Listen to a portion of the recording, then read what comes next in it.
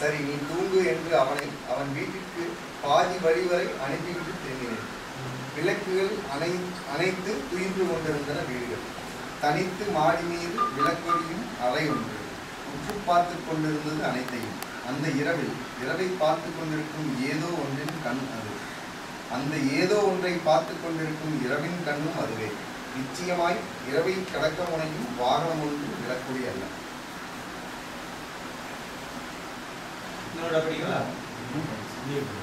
இரவு பேசிக்கொண்டே இருந்துவிட்டது. நள்ளிரவாகி கொட்டாவிட்டு தூங்கோ என்றான். இரவை கடப்பதற்கு இதுவோ வழி. சரி நீ தூங்கு என்று அவன் வீட்டுக்கு பாதி வரை அனுப்பிவிட்டு திரும்பினான். விளக்குகள் அனைத்து துயின்று கொண்டிருந்தன வீடு. தனித்து மாடி மீது விளக்கெரியும் அறை ஒன்று. உற்று பார்த்து கொண்டிருந்தது அனைத்து. அந்த இரவை பார்த்து கொண்டிருக்கும் ஏதோ ஒன்றின் கண் அது.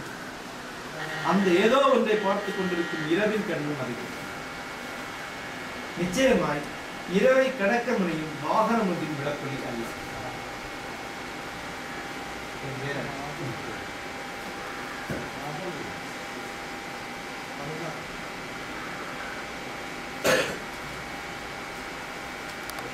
இரவு பேசிக்கொண்டே இருந்து விட்டதில் நள்ளிரவாகிவிட்டது. கொட்டாவித்து தூங்குவோம் என்றான் நண்பன். இரவை கடப்பதற்கு இதுவோ வழி. சரி நீ தூங்கு என்று அவன் வீட்டிற்கு பாதி வழி வரை அனுப்பிவிட்டு திரும்பினான். விளக்குகள் அனைத்து துயின்று கொண்டிருந்தன வீடுகள். தனித்து மாடி மீது விளக்கெரியும் அறை ஒன்று. உற்று பார்த்து கொண்டிருந்தது அனைத்தையும். அந்த இரவை பார்த்து கொண்டிருக்கும் ஏதோ ஒன்றின் கண்ணன். அந்த ஏதோ ஒன்றை பார்த்து கொண்டிருக்கும் இரவின் கண்ணும் அதுவே. நிச்சயமாய் இரவை கடக்க முனையும் வாகனம் ஒன்றின் விளக்கொலி அல்ல.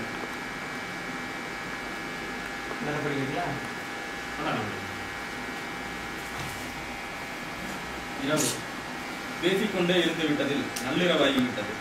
கொட்டாவித்து தூங்குவோம் என்றான் நண்பன். இரவை கடப்பதற்கு இதுவோ வழி.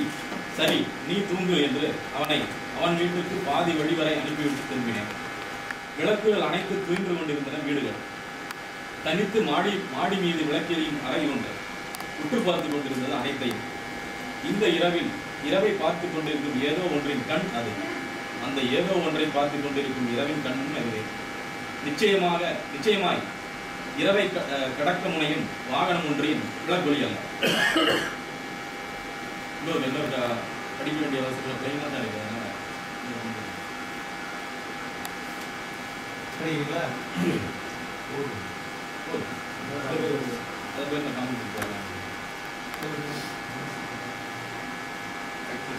இரவை கடப்பதற்கு இதுவோ வழி அப்படிங்கிறது தான் அர்த்தம். எனக்கு ஒரே இது மட்டும் தோணுது. இவர் திரும்ப இவருடைய ரூமுடைய இதை பற்றி தான் சொல்கிறாலும் அப்படி ஒரு உலகத்தை பார்த்துட்டு அதை பற்றி தான் ஒரு விஷுவல் தான்.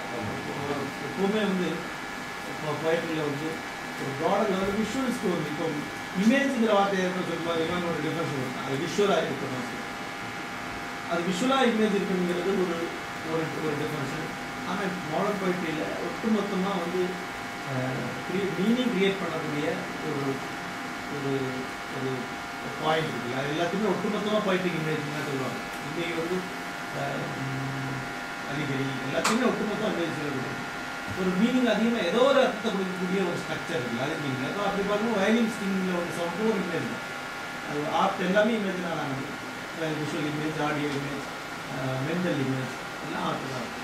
இதில் ஒரு விஷுவல் இமேஜ் கொடுப்பாங்க. இது என்ன அர்த்தங்கிறது போய்ட்ரியில் கிடையாது. அது ரீடருக்கு கூட இருக்கும். இப்போ ஒருத்தர் குமையன் ஆயிடுச்சு, நண்பர் வழி அனுப்பிட்டு இவர் திரும்பி வரும்போது வாரத்தில் ஒரு அறையிலே ஒரு வெளிச்சிருக்காங்க, ஒரு ஜன்னல் வெளிச்சிருக்காங்க. இது இரவை பார்த்து கொண்டிருக்கும் இறைவனுடைய கண் மாதிரி. அந்த ஏதோ ஒன்றை ரெண்டுமே அந்த இரவை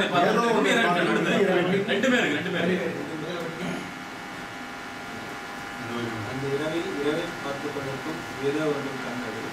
அந்த ஏதோ ஒன்றை பார்த்து கொண்டு இரவை கடக்க வேண்டும்.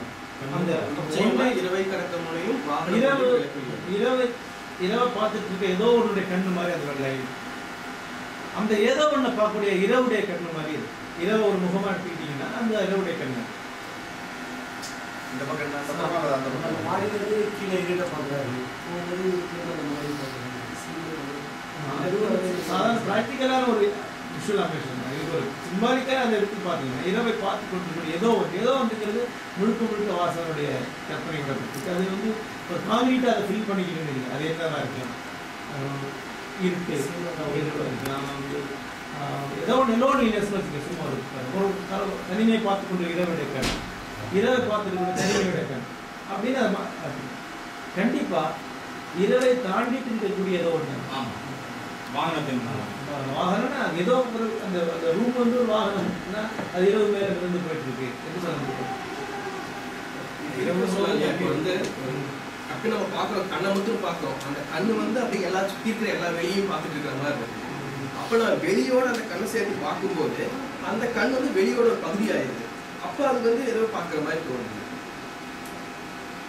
ஏன் பாதி வழிவரை அனுப்பிவிட்டு தெரியுமே, அதுக்கெல்லாம் ஏதாவது பொருள் அந்த கான்டெக்ஸ்ட் மிஸ் பண்ணுறதுக்காக சொன்னாங்க. ஒரு ரியலிஸ்டிக் கான்டெக்ட்லேருந்து பர்பல் இந்த மாதிரியான ஒரு அப்ட்ராக்டான ஒரு விஷயம் சொல்லும்போது ரொம்ப ரியலிஸ்டிக்கான ஒரு இடத்துல ஆரம்பிச்சு யதார்த்தமாக வந்து நம்ம அப்போ பார்க்கறதுக்கு ஒரு இரவை என்ஜாய் பண்ற ஆளு வந்து அதான் கான்ட்ராஸ்ட் இரவு வந்து ஸ்கிப் பண்ணி போயிட்டு இருக்கான். அவன் கவனிக்கப்பட வேண்டிய ஒண்ணு. அவன் வந்து தூங்கலாம் சொல்றான்.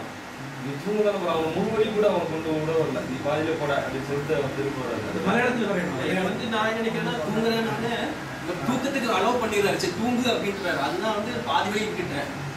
தூங்க அலோவ் பண்ணதுக்கு அவர் தூங்கிட்டாரு. ஆனால் அதுக்கப்புறம் இவர் ரீச் ஆக முடியாது. ஸோ இவர் பாதியில நின்றுகிட்டாரு மாதிரி சொல்லுவாங்க. அதாவது கூட்டுக்காரனோட சம்சாரத்து ഒരുപാട് வந்து கையிட்டு